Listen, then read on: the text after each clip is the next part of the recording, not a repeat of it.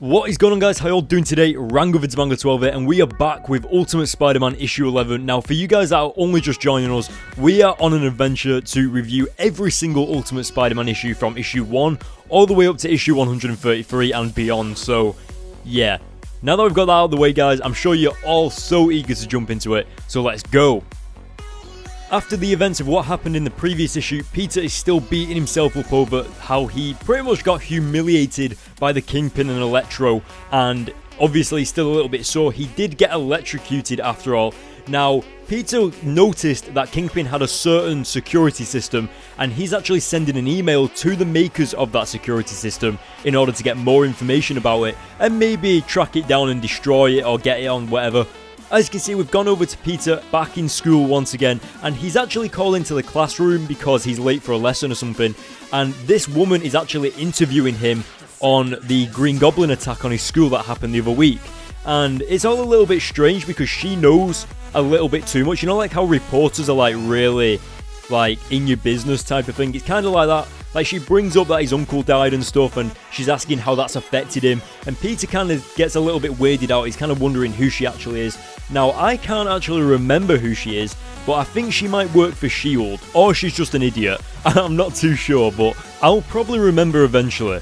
But luckily for Peter, he's able to just get up and leave anyway, like he doesn't have to be there. And on the way out, he actually comes across Liz Allen, and if you remember, she's a little bit on edge, like she's a little bit emotional recently. She kind of hates Spider-Man, but we're not entirely sure why, or at least she's sick of hearing about him anyway.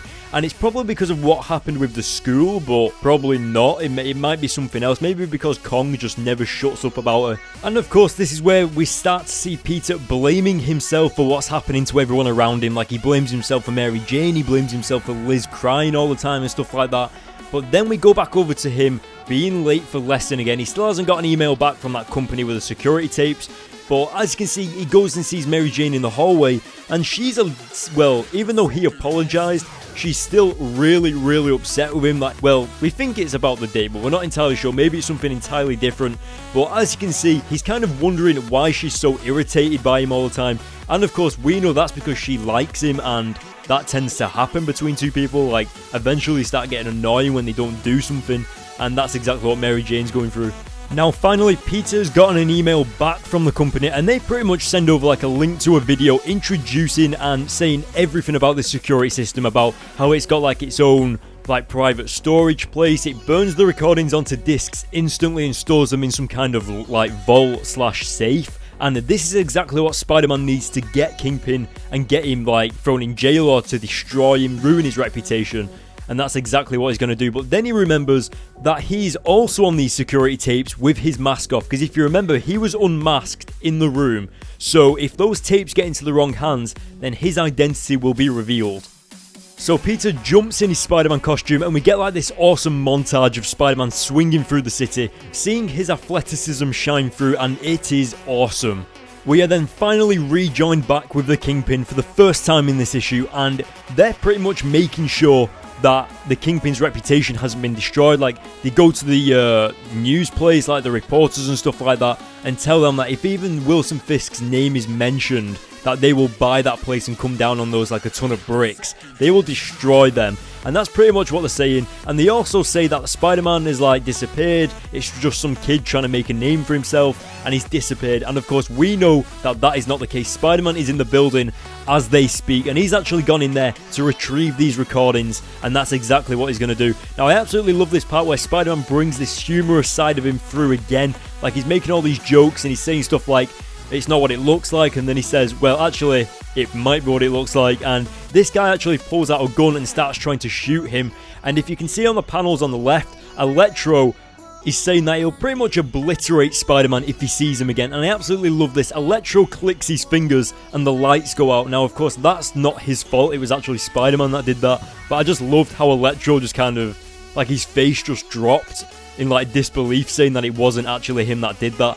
But of course, in the next room, we've got Ox, Fancy Dan, and of course, Montana, and the person that actually died. Remember when they said that there was this mystery man? It's actually the Big Man. I think he's called the Big Man or something like that. I remember Kingpin mentioning his name, but it's something along those lines. And the lights also go out in their room as well.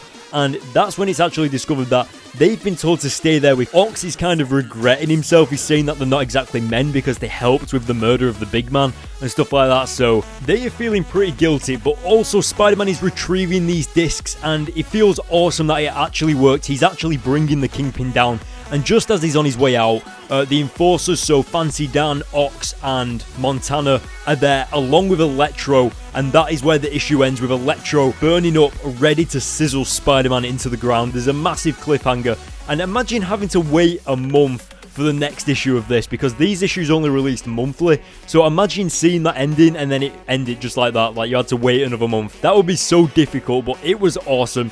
Guys, that is the end of the issue. What did you think of this issue? Let me know in the comments section below. I actually really like the art. I think the front cover is brilliant. And of course, just the build up to Peter, like, living his life. We got a little bit more of Peter in this issue, more than Spider-Man. But I like how Kingpin still feels like he's untouchable, and just the inclusion of Electro in there is awesome. So I'm going to give this issue a 9 out of 10. Go to the links in the description to follow me on Facebook and Twitter to get all the comic book updates, and of course to hear when I'm editing videos, etc. Also, don't forget to like button on this video and hit the subscribe button, and I'll see you guys in my next video.